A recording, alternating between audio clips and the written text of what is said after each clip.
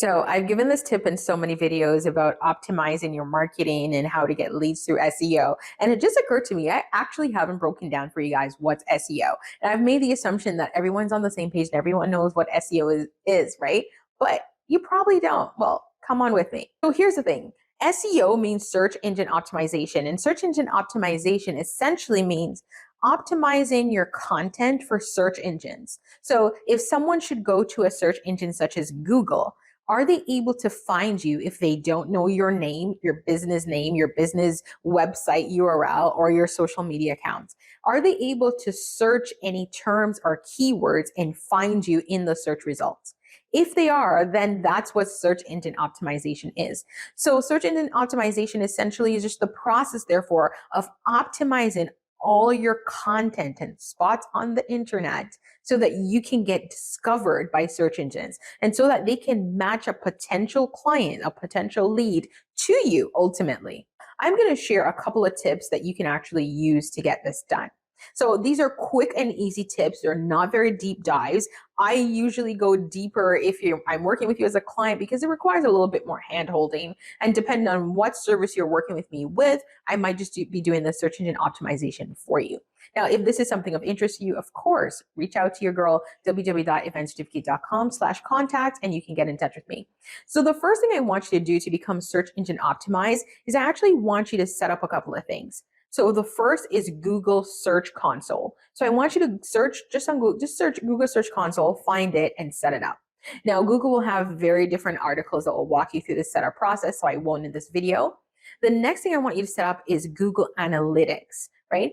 So here are the two tools and what the difference are. So Google Search Console will essentially over time show you reports of how people are finding your site. So it will say, okay, 12 people typed in wedding planner Atlanta this month and came to your website.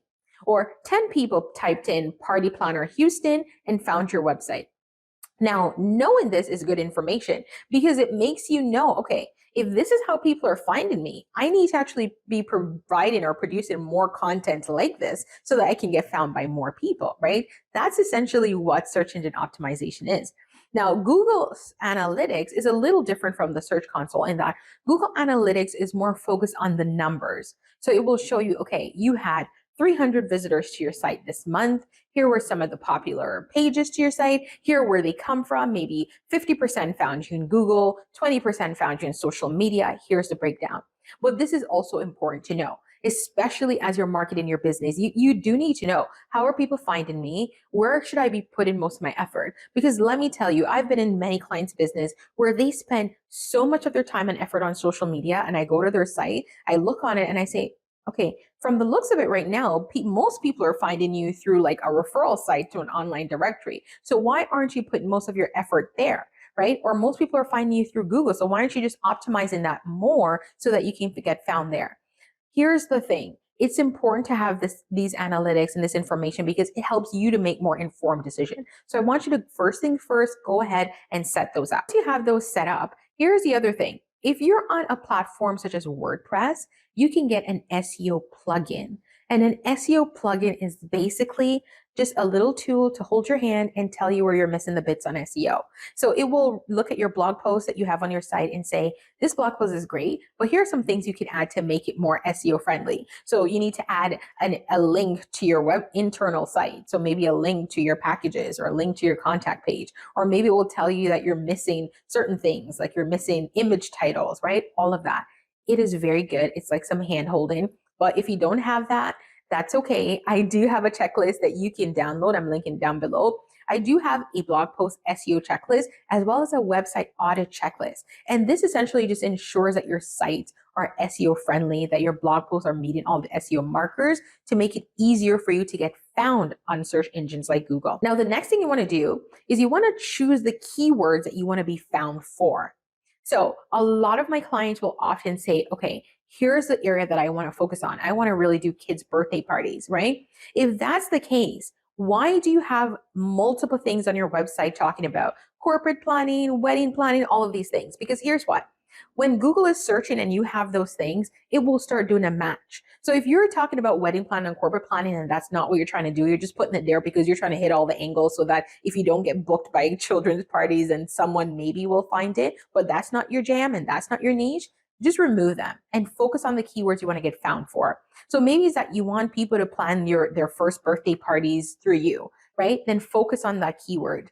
Do some research and find out what the keywords are that are best for these areas. How many times are people searching them each month? And if it's easy to rank for them.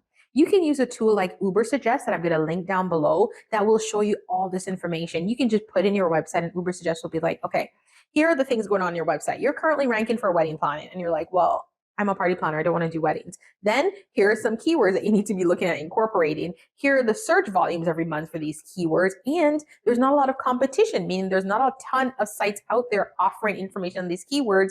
So this is an opportunity for you to jump in, right? Ubersuggest is an amazing tool for that. Definitely check them out. But these are the kind of things you need to look at, right? So here's the thing.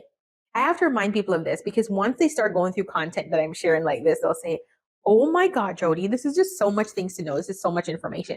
You don't need to know that, right? The thing is, you are trained in different areas. We all are. If you're a wedding planner, you're a photographer, you're a caterer, you're a venue owner, whatever that is for you, that's okay. Maybe you run a gym and your jam is just fitness and showing people how to get in shape. Your thing is not SEO. That's okay. You're learning as you go, right? So this is an opportunity for you to learn, or better yet, you can just hire someone who already knows it and gets them to do it for you. But it's important as a business owner to understand how the internet works if that's where you're trying to market your business, right? How are people finding you online? How can they find you online? And how can you optimize everything that you own in the online space to ensure that you're getting found? And that's what we're going to show you through SEO. I actually want you to start creating content to meet any SEO gaps that you find. So let's say you go to Ubersuggest and they say, okay, there are all these keywords that you could be ranking for because people are searching for them, but they're not on your site. Maybe it's like party planning templates, how to make balloon arches, or how to order balloon arch, or where to find a balloon arch in Toronto, right? There are all these keywords people are searching you're not ranking for. I need you to create content to fill that gap.